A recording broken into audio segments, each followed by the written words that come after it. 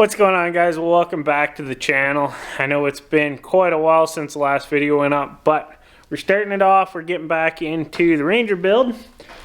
So it looks a little bit different than the last time you guys saw it. Picked these up the other day. These are some 46 19.5 R20 Mickey Thompson tires. These things are absolutely massive, if you can't tell.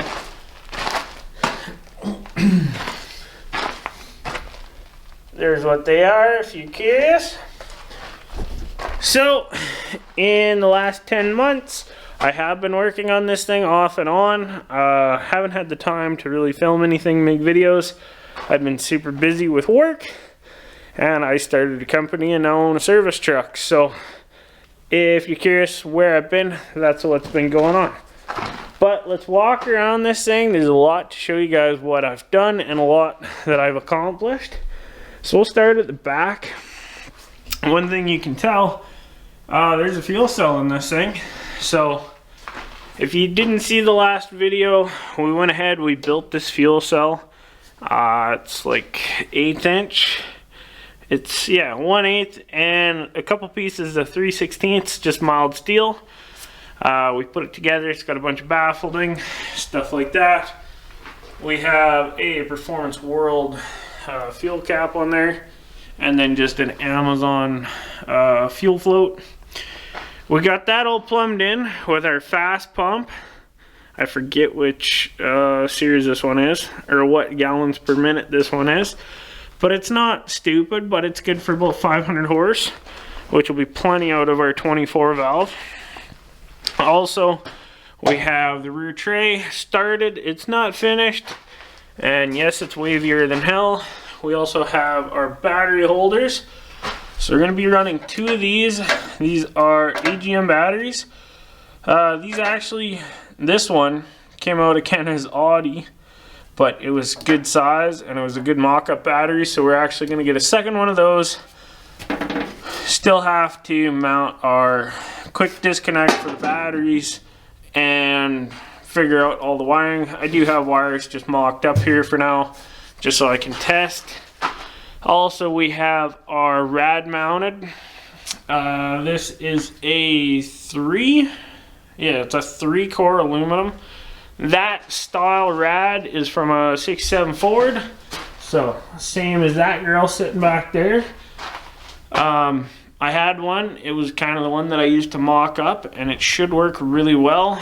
I might have to put a second one or get a 4-core built, but it's gonna have 2 massive fans on it. We still gotta build that and the shrouds, good stuff like that. Yeah, love these tires. Mounted these up by hand, and of course we're running the same Pro Comp wheels that we had on before with those 37s. Now, coming to the inside, the last time you guys saw in here, none of this was here. This is a cooler we're going to be using for our intercooler. Going to plan to do a water to air intercooler on this setup, kind of like they do on the new Power Strokes. I don't have the room, and we're not going to have the airflow to have like a air to air. We're not going to have that airflow, low speed stuff. So an air to water intercooler is going to work really, really well on this, I hope. But check this out. We got the floor mostly done. Now, of course, this is the state that I left things. I was halfway done wiring. But we have the floor all done, which I really, really like this. So this main piece here, this comes out, and then our firewall actually bolts in there. So the trans tunnel and the firewall, all that can be removed with a matter of a few bolts and whatnot. And that's because if we have to pull the transmission or the T-case, it actually comes out through the floor because our cradle and everything is solid. I know it seems a little bit weird, but that's the way I wanted to do it. I want everything on the bottom super, super strong, and it'll be plated like a big skid plate. So that's kind of where we're at with that. We also have the dash in. Top and bottom. We still have steering we got to figure out. Still have the harness and all that to clean up, finish. Lots to go, a lot of bit slow stuff. Also, we gotta build mounts for our shift boots. These are just race FR race ones. I figured they'd work good. They should be fairly waterproof, but that's not a big concern.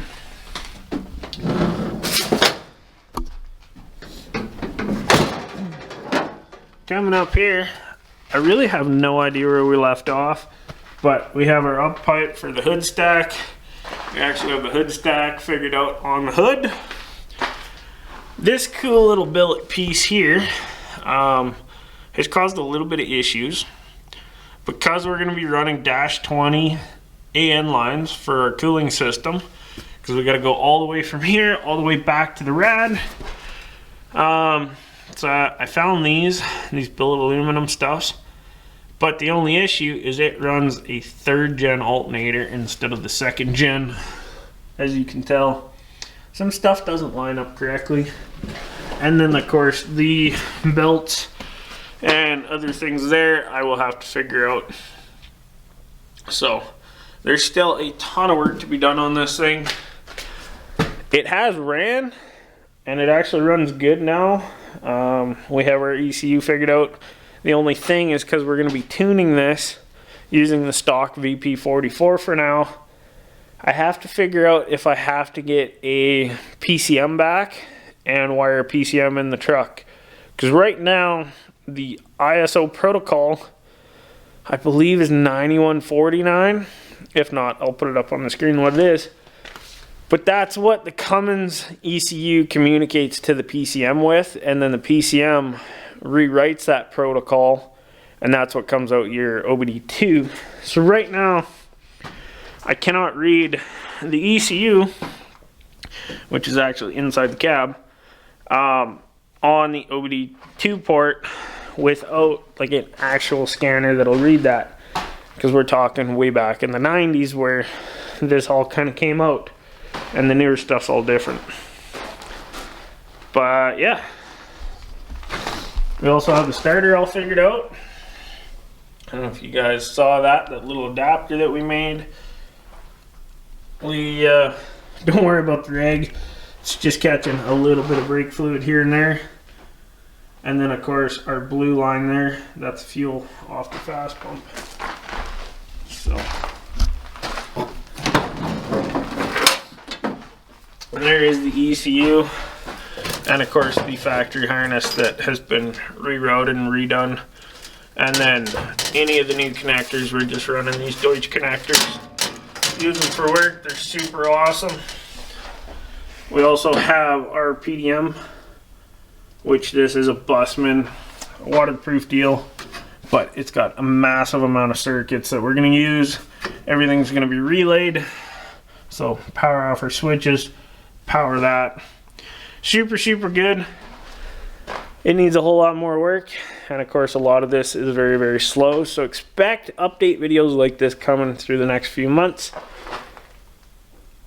Now that we're making good progress and we got income coming in to pay for shit like this, because these tires, they weren't cheap, and a lot of the components that we need to get, like the shocks and just finishing out a whole lot of things, it's not a very cheap endeavor. So I know a lot of you guys have wanted to see this come along a lot quicker, but yeah, that's why we it takes a little bit. So yeah, there's your update on the Ranger. And we're not really doing anything today on it, but there is your update.